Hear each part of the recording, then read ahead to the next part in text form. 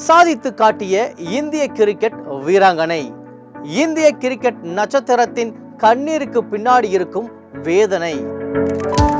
India மற்றும் இலங்கை நாடுகளில் மகளிர் ஒருநாள் உலகக்கோப்பை கிரிக்கெட் தொடர் நடைபெற்று வந்தது. அரையிறுதி ஆட்டத்தில் இந்தியா மற்றும் ஆஸ்திரேலியா அணிகள் விளையாடினர். இந்த போட்டியில் இந்திய வீராங்கனை ஜெமிமா ரோட்ரிகஸ் சுமார் 127 ரன்களை எடுத்து அணியின் வெற்றிக்கு பெரிதளவில் உதவி செய்தார். இந்திய அணி வெற்றி பெறும் வரை களத்தில் கவனமாக செயல்பட்டு வந்த ஜெமிமா வெற்றிக்கு பிற்பாடு கண் கலங்கி அழுதார். அந்த அழுகைக்கு பிற்பாடு மிகப்பெரிய சோகம் அடங்கியிருக்கிறது. வெற்றிக்கு பிற்பாடு ஜெமிமா ரோட்ரிகஸ் மைதானத்தில் இருந்த தனது தந்தையை கட்டி பிடித்து அழுத காட்சிகள் சமூக வலைத்தள பக்கங்களில் பரப்பப்பட்டு வந்தது.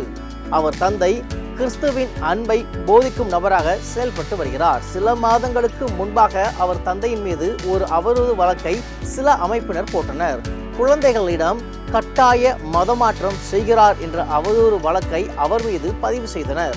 ஆனால் அந்த குற்றச்சாட்டின் மீது எந்த ஆதாரமும் இல்லை. இது ஒரு பக்கம் வேதனை அளித்து கொண்டு இருக்க, ஜெமிமா ரோட்ரிகஸை இதனை காரணம் காட்டி அவர் சார்ந்த கிளப் அவருடைய உறுப்பினர் அந்தஸ்தையும் ரத்து செய்தது. இது மேலும் அவருக்கு சோகத்தை ஏற்படுத்தியது. இத்தகைய அழுத்தத்தில் இருந்த ஜெமிமா ரோட்ரிகஸ் கடினமாக உழைத்து இந்திய மகளிர் கிரிக்கெட் அணியில் இடம் பிடித்தார். இதற்கும் பல அமைப்புகள் எதிர்ப்பு தெரிவித்தது. மகளிர் கிரிக்கெட் அணியில் அவரை சேர்க்கக்கூடாது எனவும் பலரும் அழுத்தம் கொடுத்து வந்தனர்.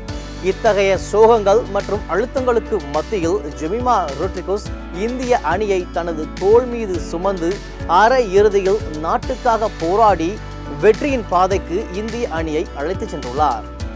இன்று அவரை குறித்து நாம் பேசுவதற்கு இதுதான் காரணம். மன அழுத்தங்கள் மற்றும் பிரச்சனைகளுக்கு மத்தியில் இந்திய நாட்டையும் அவருடைய தந்தையையும் அவர் தற்பொழுது மகிழ்ச்சி படுத்தியுள்ளார்.